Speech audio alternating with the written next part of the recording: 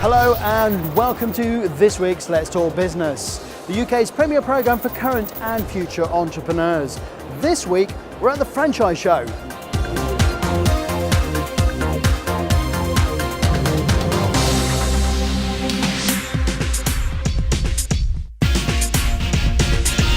So one of the things I've found here, and this is absolutely amazing, and you may not actually think that you'd find a beautiful dog at a franchise show.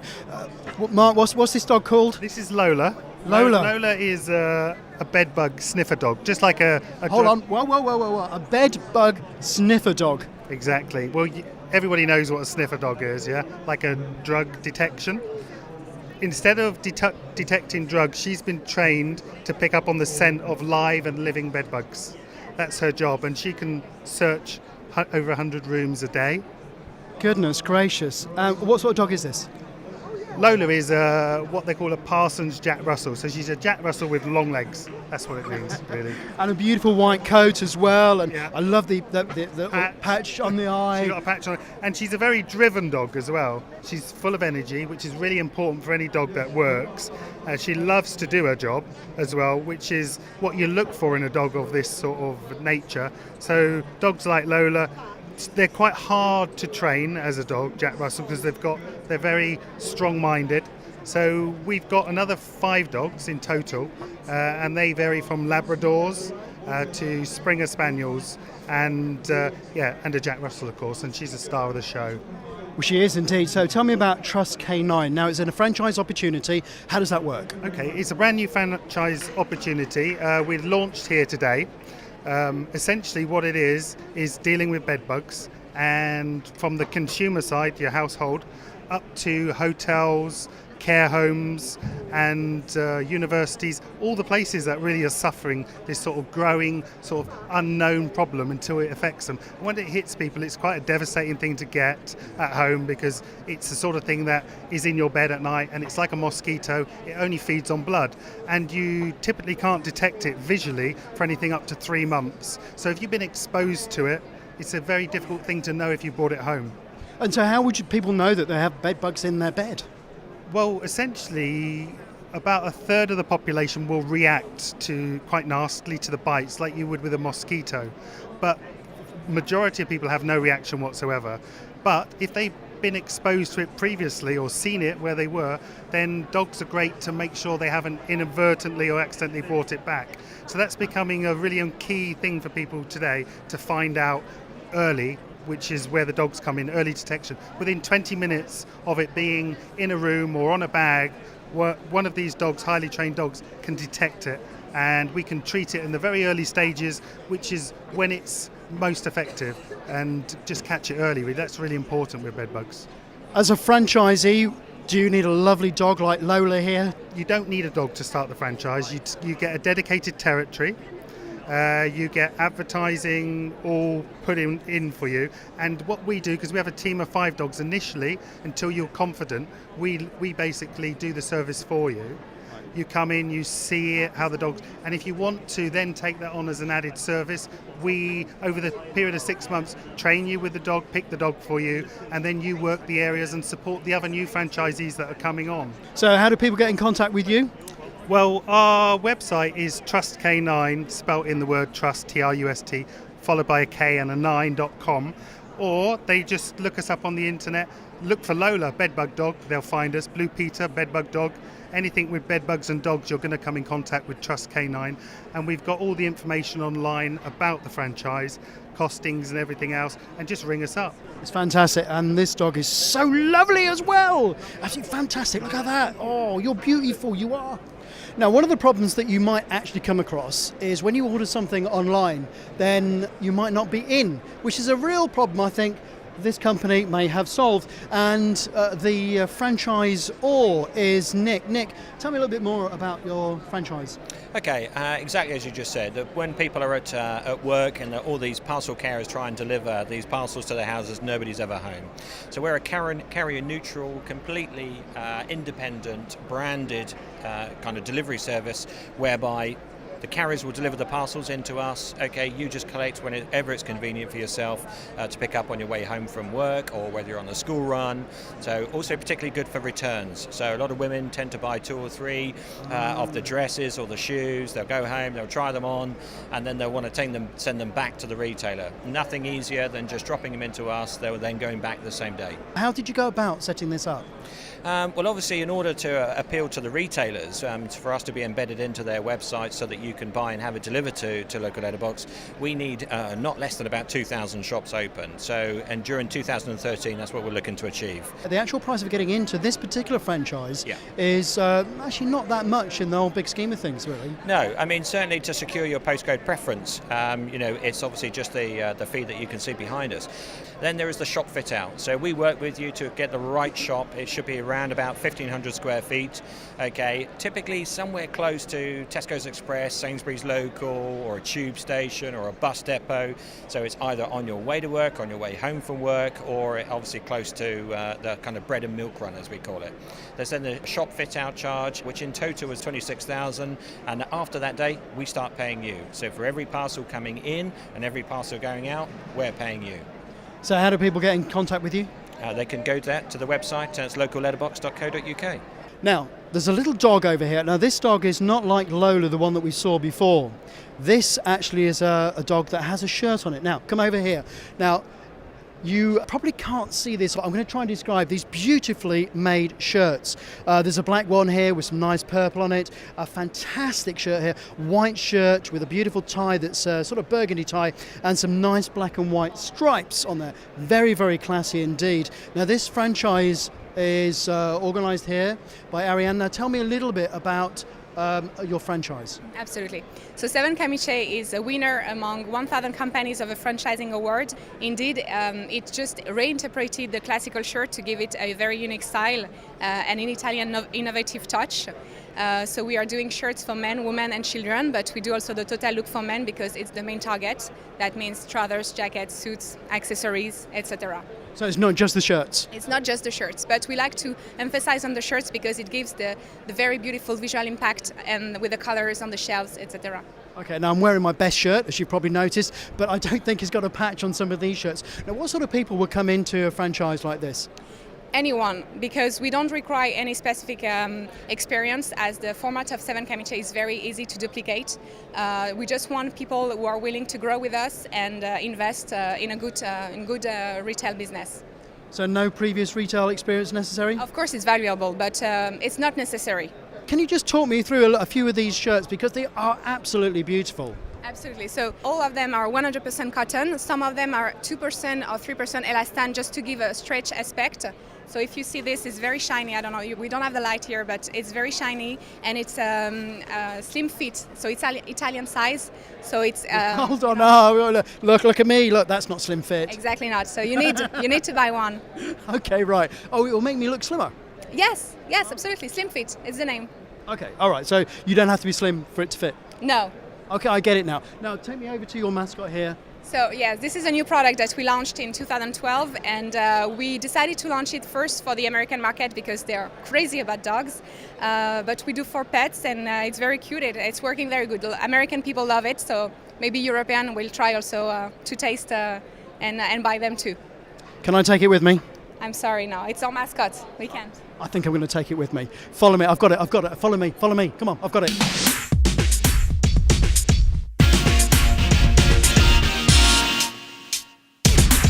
Okay, now, fair enough, my shirt is rubbish. I'm not embarrassed about that in the slightest. Now, Paul, tell me a little bit about your franchise here, which is Business Wealth. What we're about is providing world-class business and personal development training delivered through our network of certified and trained mentors into local communities, where we take and grow up to 50 business owners at any one time, 50 businesses we work with at any one time, by taking them through our model of over 32 proven practical how-to information training modules. So that's what we do. We basically create business growth communities right in the heart of individual towns and cities. So it's like business networking, but it's not. Do you know what? It's an interesting, a lot of people say that. We have a networking component, but actually what we're really about is business training. So what happens is, our members come, they get professional training, and obviously they build great relationships with other business owners in the room, and networking happens as a result of it, and joint ventures and partnerships and things of that nature. But we don't really focus on the networking, we focus on the fact that we deliver quality, world-class training at an incredibly affordable price for our members. Okay, now, so to be a member, I need to be a franchise. No, to be a member, you just need to be in business. Gotcha. You need to have a business, and that's it. That's the qualifying criteria. We don't do exclusivity, so sometimes we have 2 or 3 members who are in the same industry, like IT consultants or HR professionals or retailers, so shoe retailers. We believe in abundance, so we don't believe that, actually cooperation is better than competition. What level of expertise does one need to be a franchisee? Yeah, that's a great question. I mean, what we look for in an ideal franchisee is firstly someone who's passionate about entrepreneurs. You've got to care about people who are out there fighting for their dreams and their business, and you've got to want them to win. You've got to understand the value of investing in yourself and education, and they need to have some level of experience, whether it's either running a business unit, say within a corporate business that they're now leaving, or running a business of their own, sometimes successfully, sometimes not successfully, because you learn more from your failures. Yeah, I did when I lost one of my businesses. We're looking most importantly for people who share passion and understand the value of training and investing in themselves and want to go out and lead others in their community. So I'm actually at a brilliant stand now. This is probably one of the most colourful stands that there is here at the franchise show. And would you believe it's all made of something that is a modern day equivalent to plasticine? Dare I say that, Nick? Tell me a little bit about this that I'm holding in my hand and your stand is made of. It's a water-based polymer clay, so it's much, much lighter and much, much softer than any of the other clays out there. And it's completely mess-free, and then anything that you've made will dry in about 24 to 48 hours. And once it's solid, you get to keep that for life. How is it used? We use it to run different educational activities in schools, nurseries, in our own academies. And then we also have an entertainment side of the business where we run birthday parties, we do stands at various events, making little tiny mini workshops. And then we also go into hospitals and have a rehabilitation side of the business to get your joints working and things like that again. As a franchise, how did you come across this then?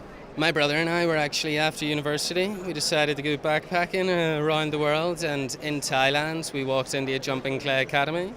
Bit of a joke, decided to take a workshop there, fell in love with the product, and then decided to bring it back to the UK. This was about 3.5 years ago we brought it back. So as franchise opportunities for people, what are you looking for? In terms of people, at the beginning we were looking for teachers who now want to get into something different, but really anyone who has a passion for working with children and likes to use their hands. Our best franchisees at the moment actually came from banking backgrounds and a credit control background, so just a passion for working with children. Is that because that's a stressful environment, and I feel so much less stress with this in my hand at the moment?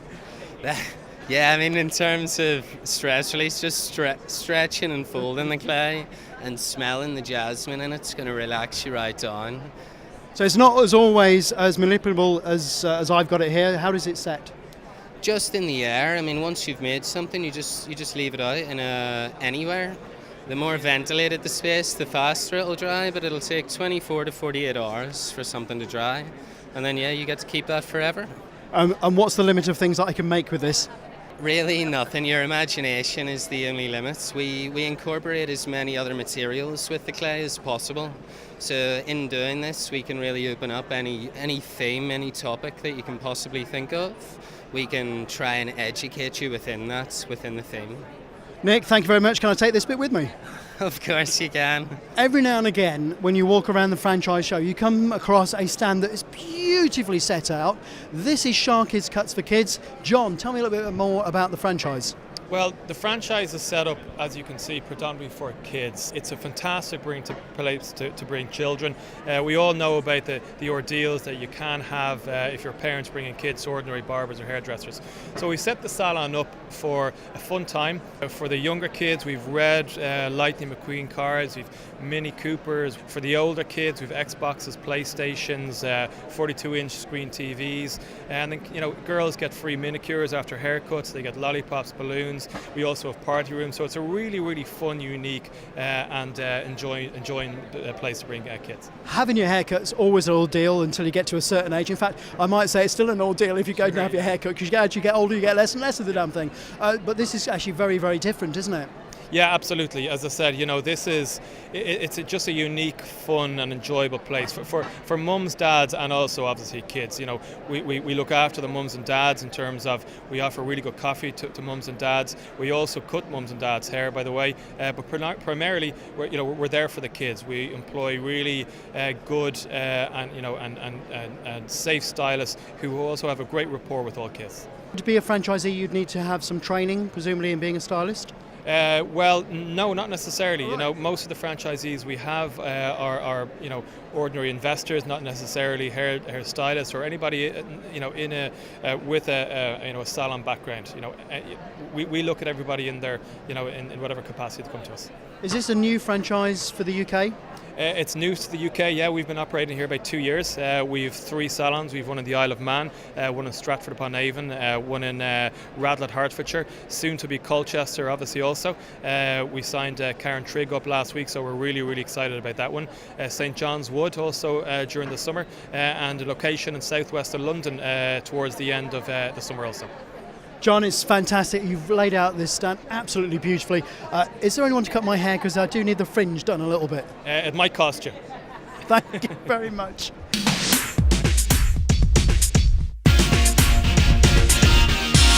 Hello and welcome to Let's Talk Business. We're at the Franchise Show. Now, one of the things that actually worries people, particularly when you're starting a business, is do you have the rights to use that name or maybe just the product name?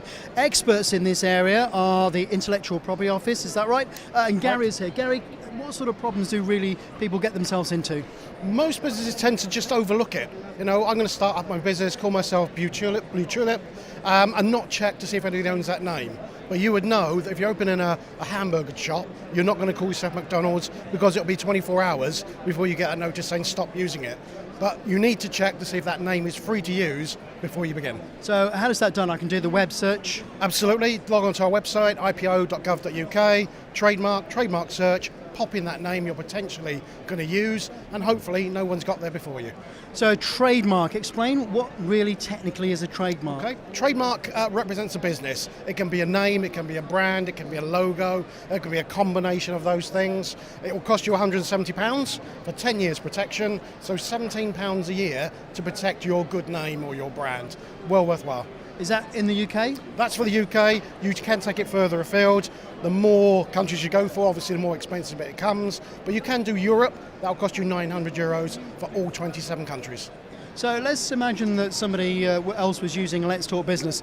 What would you do for me? Okay, if it's registered, then you can take what we call a cease and desist action, i.e. that is my trademark, you're using it, stop using it. If you haven't registered it, however, that's when the difficulty arises. You have to take a common law passing off, which is more expensive and actually more difficult to do. So registering your mark really would stand you in good stead. Now, if I understand it correctly, words in themselves aren't always registerable or trademarkable. It has to be some imagery around it or something peculiar to it? Not necessarily. What we're looking for is, does it describe the goods or services? Things that describe what you do can't be registered. So the coffee shop, for a coffee shop, is a no-no. Starbucks, fantastic, because it doesn't describe what they actually do. So the further away you are from what you do or your goods or your services, the more likely it is that you'll get that as a registered trademark. As franchisee, then, how would I really use your services? What would I need to look after? First port of call, obviously get on our website, check the name out. Does somebody own it? We have a call centre, 0300 300 2000, answer any inquiries for you or put you through to someone who can. But you're also looking at registered designs, patents, and most important, also copyright. A lot of people overlook copyright. I'm having a website designed, pay your website designer for your website. Well, who actually owns it?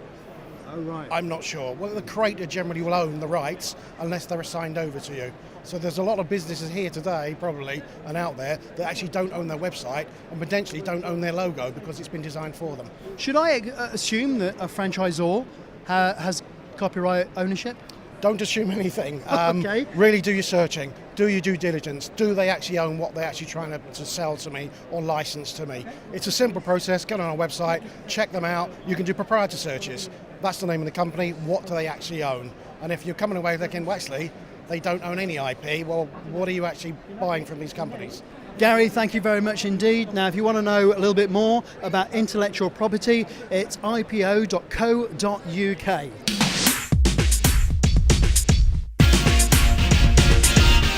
Excuse me, can you tell me how you've enjoyed the franchise show today? Oh, it's been really informative actually. Found a lot of interesting ideas, a lot of exhibitors. I was glad who were here. So I've really enjoyed it actually. Got a lot from it as well. Yeah. Best bit? To be honest with you, the seminars. I went to 2 or 3 seminars and they were quite forthcoming with information. They didn't hide anything and told us how to go about businesses. Even if you weren't necessarily interested in their franchise, they were very helpful with how you could perhaps approach other franchise ideas. It was very good. And in a few months' time, what franchise are we going to see you owning? I'm not sure. I'm looking to possibly become a driving instructor, but we'll see what happens. Yeah. What have you seen today? Well, I've seen so many places actually. I met so many people, and there was one gentleman. He was promoting some machine for the water, which was very interesting. I never saw that before. And I like one Italian stall. They were promoting for shirts, which was very good as well. I like that stand too. So it was good. So and I'm still going back. Just I'm going to have some lunch, and I will come back again. So very much was useful. So you're looking to buy a franchise? I'm thinking about it, and I've taken so many information, and I need to look into them. Perhaps I will discuss with my colleagues and friends, and then only decide. We're going to what show are we going to go to? Talk at 4:45, I think, over there. But we've just missed the first show there. But it was fully booked, fully sold out. It was packed. So it's. Was that Brad Burton by chance? Yes, it was indeed. Of course, Brad Burton and his Brad Camp. Yes, yeah. We unfortunately we missed that because it was too busy. We got here too late. But yeah, it looks great. Everybody's enthusiastic, and it's a good place to be. So you're looking to invest in a franchise? Just getting some ideas at the moment. Just maybe. Not too sure. Just picking up. Early days. Yes. Yeah. It's Alan Couton, Let's Talk Business. We're at the franchise show now. A man whose reputation always precedes him. We know that because people have been talking about you, and it's Brad Burton. Brad. Put it there, fist bump. Come on, fist bump. Obama style. How you doing? I'm good, matey. Good. How are you? We see you at all of these shows. Yeah. Now, hold on, I got something for you. This is a franchise show. Yep. And you aren't actually a franchise. It's a business network. I've been sussed out. That was my secret. You're absolutely right. We're not a franchise. We're actually a national run network. But what's happening is all these franchisors, we said there's 100 franchisors here, they each have 100 franchisees, they love for networking, and that's why we're here. You know, no other network works as hard as us, and you've got a situation where, you know, we're everywhere, and that's why we need to be here. So everywhere, how many? 263 or something like that at the moment, and you know, and we've got top secret. We've got lunches and evenings starting now. So the whole thing, what we're aiming to do is be a business networking superpower. Right, I like that actually, and having gone to one or two of your meetings, I can vouch for them being pretty good. Now, one of the things actually that you have done, and I think many people would agree that it's right, is having these one-to-ones. Tell me a little bit about how they work for people. Well, right now we're about 2.5 minutes in, I would say, of having this conversation, and we've covered a lot of ground. And actually, you know, for another, do me Manchester maths, is it 7.5? Yeah, 7.5 minutes, we could get even lots more ground. What happens at 4Networking is you looking, it's like an archetypal networking event where people, what do you do? That's fabulous. And then what happens is you sit down and you have sort of bite to eat, and then you stand up. Hi, my name's Brad, I'm a marketing genius. What we do is this, and this. I sit back down, and what you're looking for people that who go, oh, that's really quite interesting. I wouldn't mind having a chat with Brad. Then we break for a coffee, at which point you're looking for 3 people to have one-to-ones with. So I'll write number 1, 2 and 3 on my cards, and I'll look for somebody that I'd want to have a chat with. Alan, could we have a one-to-one, please? Sure. Yeah. Which number? Number 1, please. I give you my card, you give me yours, and as you turn, somebody grabs you again. You get rid of all your cards, you have 3 10-minute one-to-ones. The simplicity of this is its brilliance.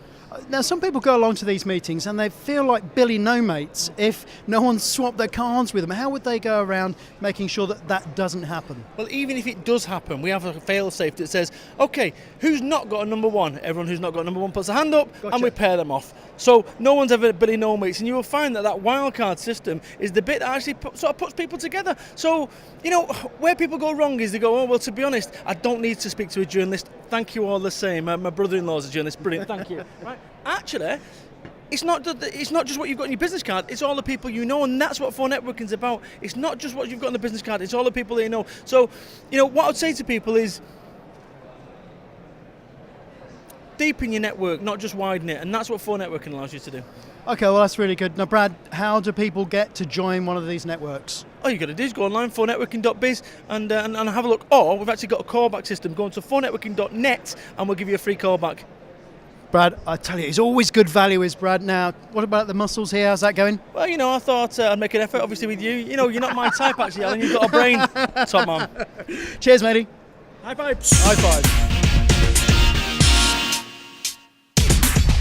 One of the things I've noticed going around the franchise show today is, to be quite honest, the lack of women who are franchisees and franchisors.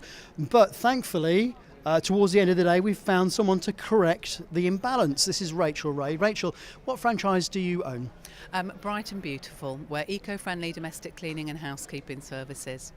Would you agree with me that there are actually a lack of women in the franchise business at the moment, or is it just my perception? No, I think your perception's correct. When I come to franchise shows like this, there seems to be possibly maybe 20% of the people here are women. For us, though, actually all of our franchise owners are women. We have 32 franchises, and they're all women.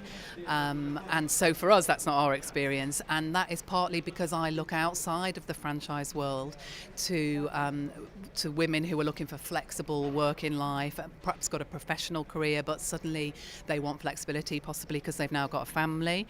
So our franchise owners are as diverse as we have a human rights lawyer, we have a policewoman, we have a few people from the banking industry, pharmaceutical industry, all driven by the fact that they used to work long hours, and now they want to be their own boss and take control of their hours and have a better quality of life.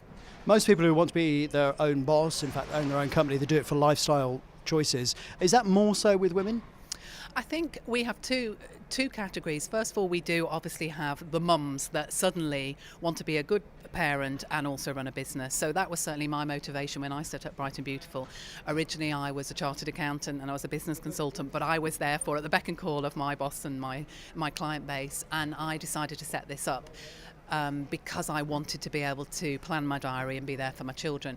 But we also have franchise owners who don't have children, perhaps aren't even married or whatever, and they, for example, we have one who was a psychology student. She's only 22. She set up her Bright and Beautiful franchise alongside her studies. She's now graduated and she's got a fantastically flourishing business to go into straight from university. And she's got quality of life, but basically a thriving business. Well, that sounds great. Now, what qualifications do people need to join as a franchisee?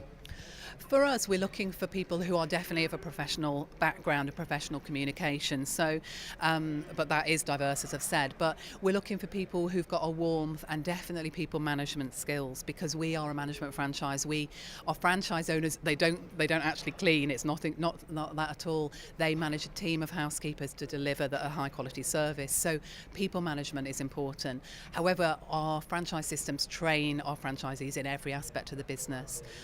So in that sense, every base is covered. Can I ask you a question about being a franchisor? How did you come to actually realise that what you were doing was franchisable?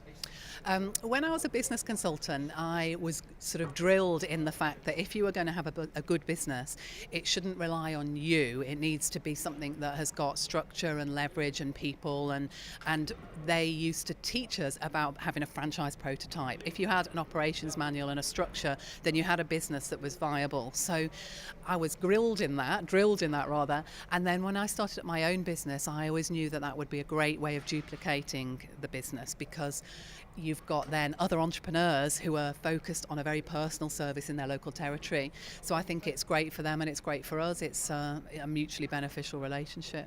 Well, thank goodness that you're here. I've noticed actually that we're probably the only two people left at the franchise show, at least today.